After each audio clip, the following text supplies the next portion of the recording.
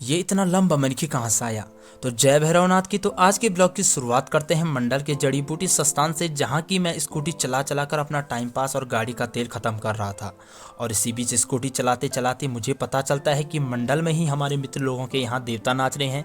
जिसके बाद मैं चला जाता हूँ देवता देखने, और मेरा वहाँ पहुँचते ही देवता खत्म हो जाते हैं। जिसके बाद मेरा रात का आने का प्लान बनता है देवता देखने का। खैर इसी के साथ मैं घर आ जाता हूँ, और रात्रि का खाना खाने के बाद मैं और मेरा भांजा गलदम सलदम और अंट संट अंधेरे में स्कूटी की एक अख्या लाइट में निकल पड़ते हैं देवता देखने। और मंडल की ठंडी ठंडी हवाओं का सामना करते हुए फाइनली पहुंच जाते हैं हम देवता देखने के लोकेशन पर। जिसके बाद भांजा चला गया स्कूटी पार्क करने, और मैं चला गया दोस्तों के साथ देवता देखने, जहां देवता शुरू होने में अभी खरियों समय था। खैर कुछ समय के इंतजार के बाद जागरिया लगाने बैठ गया जागर, और मैं विराजमान हो गया धुन्नी पर, क्योंकि धुन्नी पर मेरे कुछ दिलफाड़ आशिक दोस्त बैठे थे जो कि भगवान भरोसे ही जिंदा थे। खैर इसी के साथ ताऊ जी करने बैठ गए थोड़ा बहुत धूप अगरबत्ती, और इसी के साथ समस्त देवी देवताओं के आह्वान के साथ देवता नाचने प्रारंभ हो गए। वैसे उत्तराखंड को देवभूमि कहा जाता है। देवभूमि यानी कि जिसके कण कण में देवी देवता निवास करते हैं। मैं ये बात इसलिए दोहरा रहा हूँ क्योंकि उत्तराखंड अपनी परंपराओं रूढ़िवादिताओं के लिए जाना जाता है, जिनमें से देवता नचाने भी एक पौराणिक परंपरा रही है, जिसे हमारे गढ़वाल में कौथिक कहते हैं।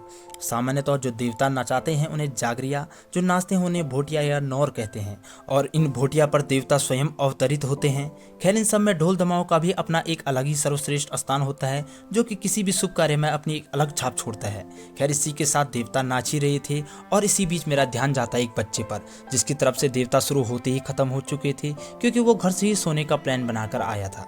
खैर इसी बीच मुझे पता चलता है आज सूरत रात है, यानी कि आज मनोरंजन भी किया जाता है, और देवता सुबह 4 से 5 बजे तक नाचते रहते हैं। खैर इसी बीच मनोरंजन कार्य शुरू हुआ, जिसमें बुलाए गए थे नेपाल से लड़के के भेष में कांची दीदी के साथ उनका 2 महीने का कलझोंट लड़का और बोरी पैक बहादुर दीदा, और इसी के साथ पंजाब से बुलाए गए थे द ग्रेट खली के दादा, जिनको कि यहाँ के लोग सरडम बुढ़िया कह रहे थे। खैर इसी के साथ कई देर तक मनोरंजन ऐसे ही चलता रहा, और रात के करीबन 2:30 बज चुके थे, और देवता नाच ही रहे थे। जहाँ शुरुआत में देवता देखने काफी भीड़ थी, अभी भीड़ कम हो चुकी थी, और इसी के साथ अब समय आ चुका था देवता घर आने का, जिसके लिए छान छिपरे फेंकी गई, और अंत में देवता खत्म हो चुकी थी।